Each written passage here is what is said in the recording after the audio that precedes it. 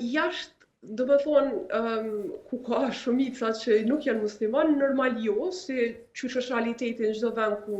nuk ka shumicë muslimane, jeta vazhdon do të thonë normal, mirë po, unë jam aktive në xhamin e madhe Taipeit si vullnetare, prej se kom ardhur këtu, vetëm 8 muajt e parë derisa kom kuptu për programin e vullnetarëve, vetëm në atë punë nuk jam qenë angazhuar. Mandej mas 3 muajve do të thonë që kom rinë në Taiwan, prej atëherë jam aktive në xhami Taipeit. Edhe aty ka jashtëzakonisht atmosferë të ngrohtë Ramazanit. Ndoshta është edhe kjo arsyeja se edhe që ka liri fetare, po në të njëjtën kohë për shkak që muslimanët janë minoritet e kanë si një lloj escape për domethënë me ardhur në xhami edhe me najt me musliman edhe me mësu fëmijët me atmosferën e Ramazanit, kështu që i kushtojnë shumë rëndësi me aktivitete, me iftara, që me pas sa më shumë gjallëri gjatë Ramazanit. Po t'rregoj drejt është ndër Ramazanat më të bukur një jetë që i kam kalu janë në Taipei, pikërisht për arsye të komunitetit xhamis, i cili është shumë i divers, domethënë me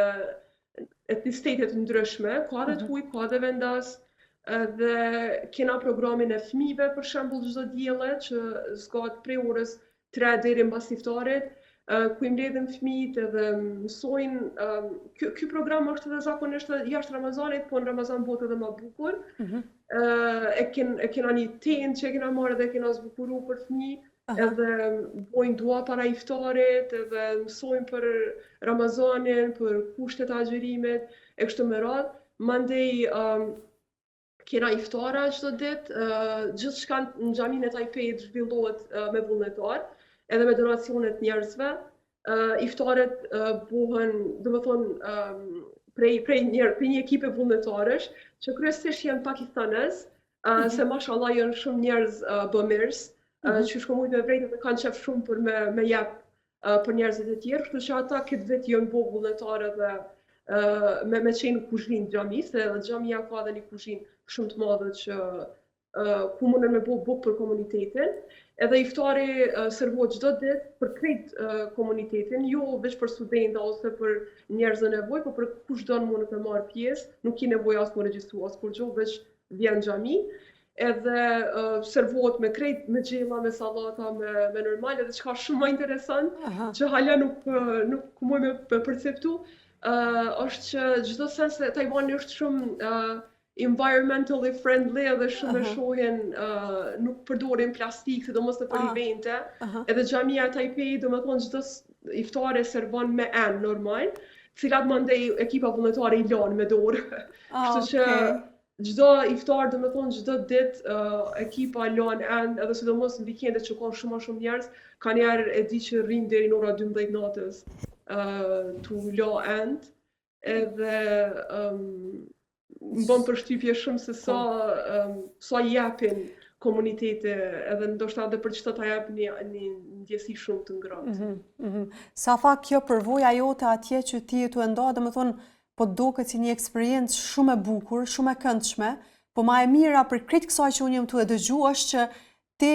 po na jep neve atje, po na përfaqëson në një mënyrë shumë të mirë dhe shumë dinjitoze, duke realizuar dhe punë vullnetare për komunitetin musliman.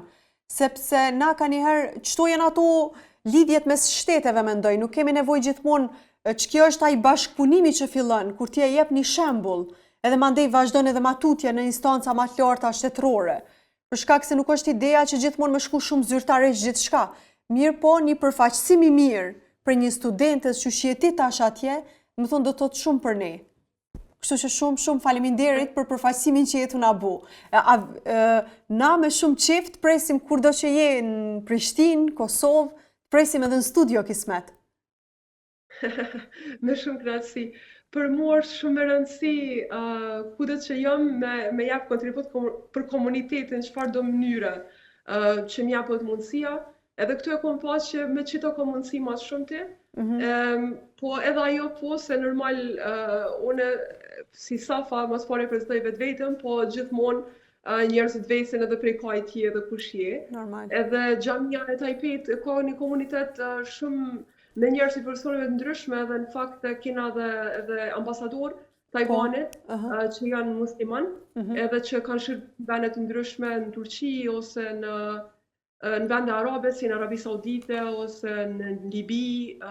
mandej në Sudan, e kështu me radhë. Edhe zakonisht dinë më shumë për vendet e tjera që kanë qenë diplomat edhe kanë shërby në misione diplomatike, edhe ju bën shumë përshtypje që është dikush prej Kosovës, edhe na shohin me një sy shumë më të mirë, në fakt se na marrin si inspirim Kosovën, se qysh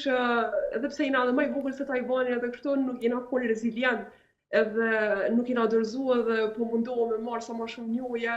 edhe kom dëgjuar shpesh këtë fjalë që na do të marr shembull prej Kosovës, me marr njohje shumë më shumë